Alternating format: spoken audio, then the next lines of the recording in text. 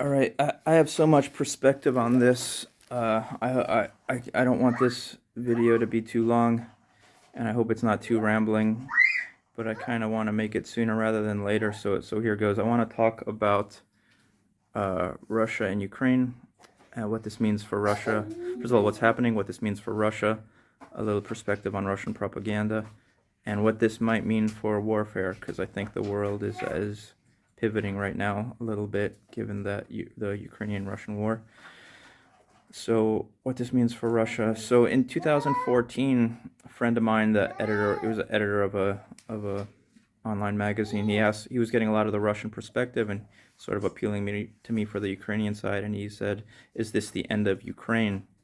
Because Ukraine lost a lot of territory, and he asked me this during a pretty dark time when it looked like Russia could go much further than just Crimea and eastern Ukraine. And I answered no, I think it's the end of Russia. And I reminded him of that 2 days ago when the Russians started bombing Kiev, or was that one day ago? And I said, no, I'm going to double down on this prediction. I think this is the end of Russia. And he couldn't believe that at all. But to me, it seems like people don't realize how authoritarian Russia is. And authoritarianism is very brittle. And it's also a theme that plays out throughout history. So it's like it's perfectly summarized from 3 centuries ago with Russia's relationships with the Cossacks. And historian Shane O'Rourke, author of The Cossacks, which I would encourage anyone to read, he observed that what the Muscovites, and also the Polish monarch, what they feared even more than the Cossacks' sabers and muskets was this idea that a different social order could exist. You didn't need to wait for your death for the kingdom of heaven. You could have another kingdom here on earth. And he described people who fled the serfdom of Russia, Poland too, but Russian serfdom was much more brutal. Like people who fled the serfdom and became Cossacks or moved down to Cossack territories in Ukraine. Like it was an absolute rebirth, a complete resurrection of their selves. It was like a religious experience. So to some extent, I feel that today, and I think what Russia fears even more than all the Stinger missiles and javelins and laws and Ukrainian defense forces is the spreading of this idea that a completely different social order can exist. I know Ukraine has its problems. I've written about the horrible bureaucracy and corruption myself, but it's an alternative to the authoritarianism and to this idea of always being governed by fear and by threat. And that's completely transformative, and that's really more dangerous to the Russians than the massive loss of armor and helicopters that we have just seen. There's a line in the Ukrainian anthem that our enemies will fade away like dew in the sunshine, and I think that is a prescient metaphor for sort of authoritarianism fading away, because you don't really defeat it directly. You sort of defeat it by igniting ideas that are just and true to who we are as human beings. So I think we're going to see this authoritarianism fading away from Ukraine finally. And then Ukraine will have a bunch of other problems. It'll still be corrupt and poor and a little bit isolated, but even with that, there's going to be an amazing renaissance, and I'm very thankful that I've gotten to witness it, and I'll do what I can to help.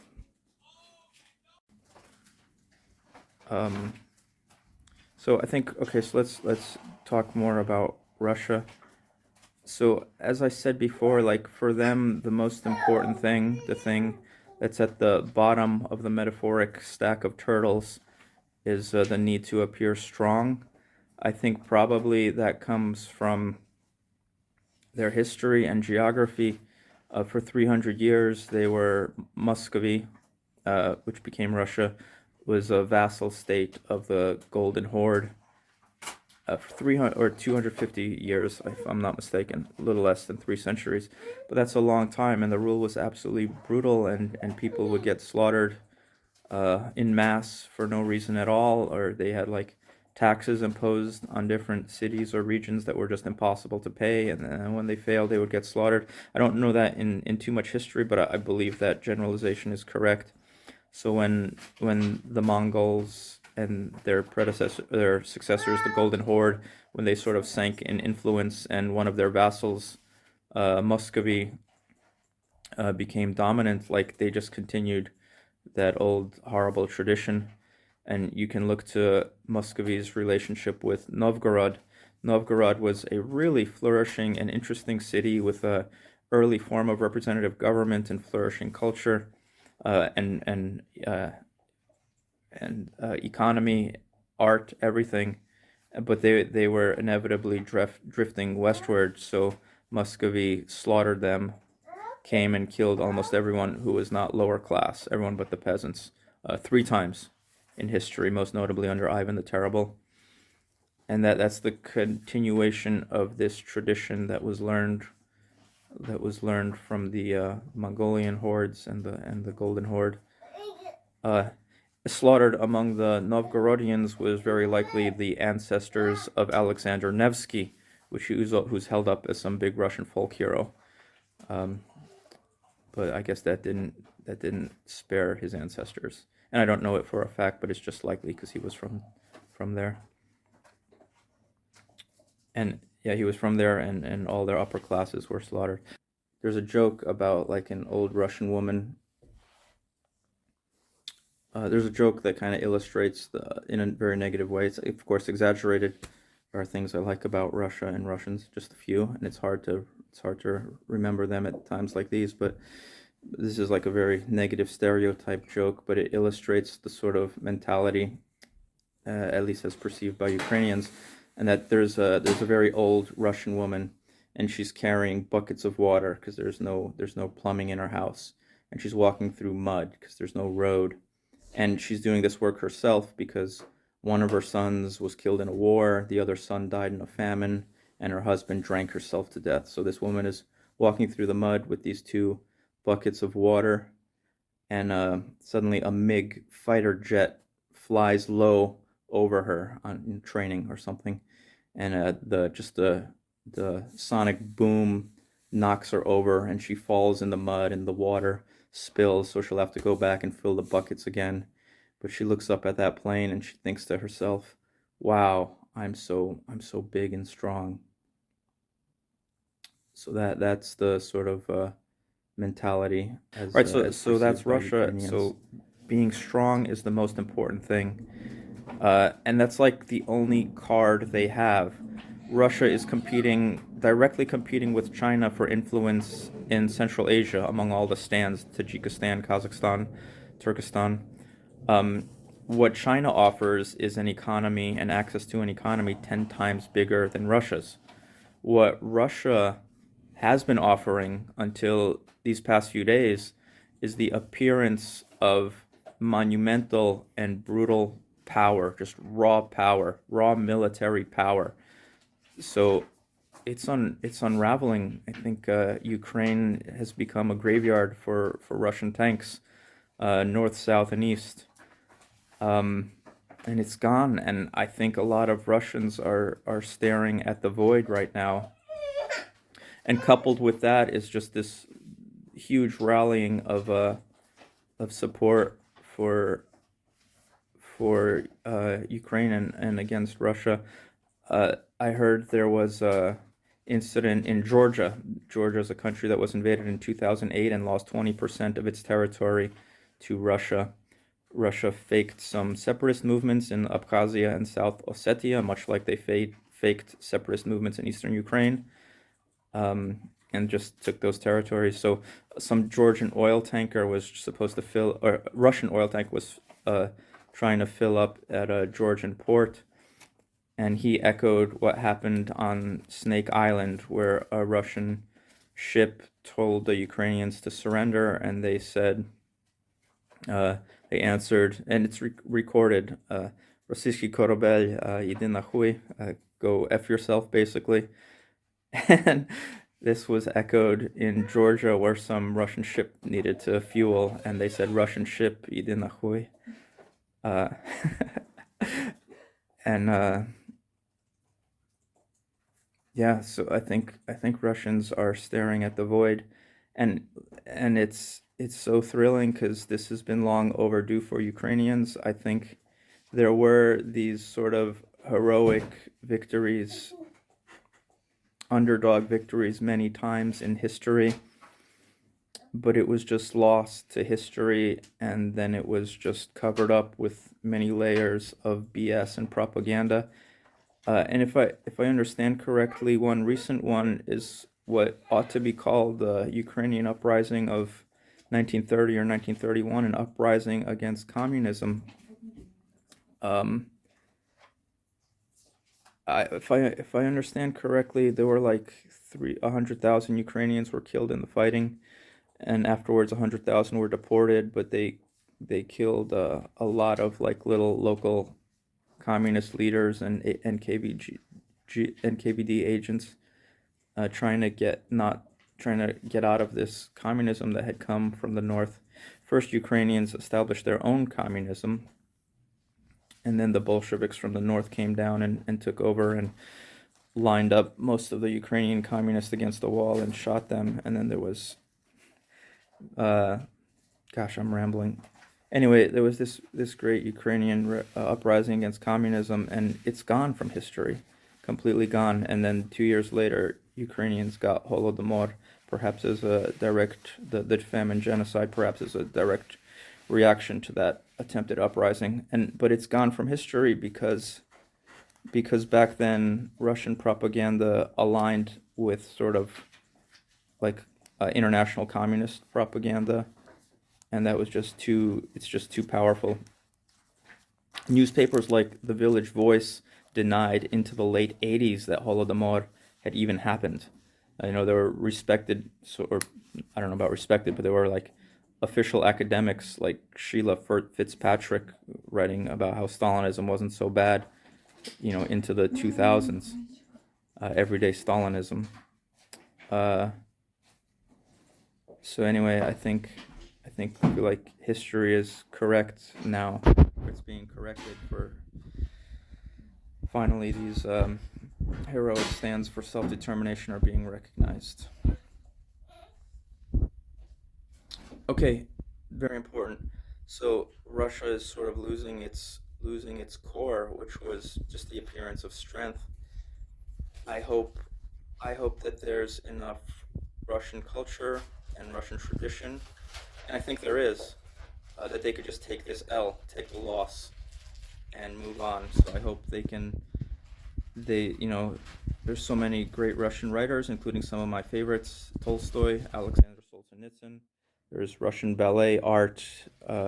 There's sort of the frontier culture out on Siberia. There's the different Cossack cultures that have been suppressed and genocided and resurrected many times in history, depending on the needs of the Kremlin. So I hope there's enough there. And I guess what I fear is that if there's not enough there, they're going to try to hang on to their appearance of strength by vastly escalating the conflict, because they've had their butts handed to them in Ukraine, and that shakes them down to their soul of their civilization. So they may try to just like destroy a city, or God forbid, go nuclear. But I hope they don't. Yeah, I hope there's enough there in Russian culture and history that they can take the L and find something to fall back on. A little story to demonstrate that Russian idea. This was relayed to me from a guy who'd been a Ukrainian who'd been an officer in the Soviet army. I don't know any details, but he said this was from the evacuation of Afghanistan. And they negotiated with some local warlord for safe passage out of Afghanistan. And indeed, the Soviet army evacuated. And then after they were all safely gone, they called in airstrike after airstrike on that little village where they negotiated with the warlord to just wipe him off the face of the earth, as well as that whole village. And that's sort of a very Russian thing to do. Oh, more, yeah. So okay, I'm rambling. Sorry about that.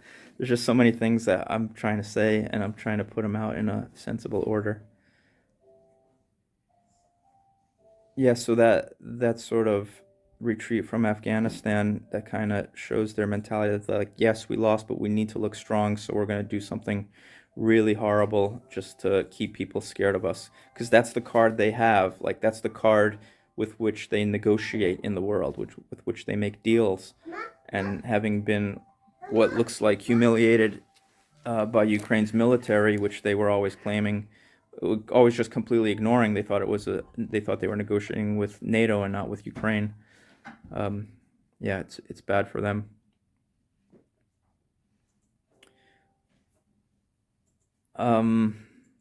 Russian propaganda. So, if you want to share my understanding, or kind of like sort of walk through, like independently verify my arguments, or just trace them, go back and start with the Yuri Bezmenov interviews. Yuri Bezmenov was a high-level KGB agent who defected to the U.S. and did some incredible interviews where he talked about KGB strategy. He said that 85% of KGB resources are not devoted towards like James Bond type espionage, but just devoted towards getting out the messages, and mostly getting out the messages through alternative media, to finding just like people, sympathetic people in the West, or people who have a bone to pick with their own governments, and getting out the Soviet talking points through those people. There's, of course, perfect continuity between the KGB and today's FSB, and they follow the same strategy. I've argued this in 2014 strenuously, and I've got a lot of evidence gathered in different essays, Putin's Libertarians, 9 Lessons of Russian Propaganda. But they get their message out through alternative media, and that is why the talking points coming out of alternative media have been so shameful, and hopefully now exposed as ridiculous. So they started saying that Russia is not preparing an invasion. This is saying so is just a Western provocation. They're just doing military exercises. Soon as the invasion started, all the talking points switched as if the previous ones hadn't existed. And I saw like comment sections flooding with, wow, we thought the invasion of Ukraine would take days, but it looks like it'll only be hours. Joking, oh, Russian soldiers are probably all on Tinder trying to get dates with Ukrainian girls. And just like really vulgar stuff, which is so typical of Russian propaganda. And then things didn't turn out so well for them. Did not turn out so hot. Maybe turned out too hot for them. And then the talking points switched, or like, there is no invasion, or on like people, I saw in comment sections, people posting like videos of destroyed Russian formations, armor, tanks and stuff, and like, this is obviously staged. I can't believe how far they're going, or those aren't even Russian uniforms, those are Ukrainian ones, even though they were Russian ones, or these are just crisis actors, all these videos of Russian soldiers surrendering. It's so obvious. I saw the same guy in another video, like just trying to erase this without any explanation of what's actually happening. What do they think is happening? There's fake, everything is fake. Yeah, so like that was the evolution of Russian propaganda, and the points to take away are that they're extremely active in alt media. They specifically target alt media, and yeah, and you should be aware of that. It's not to say there isn't propaganda on both sides. There is propaganda on both sides. I wonder if some of these stories about heroic Ukrainians were not a little bit faked to improve morale. So I am sensitive to that, and certainly like when you're under so much fear and stress, I think many Ukrainians were looking for a savior. So they were very eager to glom on to stories of heroism, though I'm certain that a lot of those stories are true because I know a lot of people over there and I know how they're behaving. Yeah. And I know people volunteering and I know their attitude. So this sort of propaganda, it's like postmodernism for authoritarians, and it's older than postmodernism. Like, they've always tried to annihilate the idea of truth. Marquis de Custine was a French critic, and he was so disgusted with the French government that he traveled to Russia and was so horrified by what he saw that he became most known for being a critic of Russia. This was like in the 1830s, if I'm not mistaken, 1820s or 30s, and he says, like, people here lie on purpose. He says, like, I found a bureaucrat who's proud of lying. He said, we deny the evidence, make war on reality, and we win. So yeah, like Russia, it's like postmodernism for authoritarians. And you can quote Russian sources on this too. It's like, in Russia, nothing is true, or in Russia, you can't understand, you can only believe. It's a poem by a Russian poet. So deep-seated, like, ability to deny reality. And I think that's being upset today. It's being replaced partly with truth and partly with different propaganda, but I think it's progress. What this means for warfare, last part, what this means for warfare. I think tanks, helicopters, missiles, including especially shoulder-fired missiles, drones. God bless all those Turkish drones that Ukraine bought from Turkey. And because it's going to become a lot harder to put big military formations in the field, more hybrid warfare and information warfare. 20 minutes. Okay, that's a wrap. Slava Ukraini.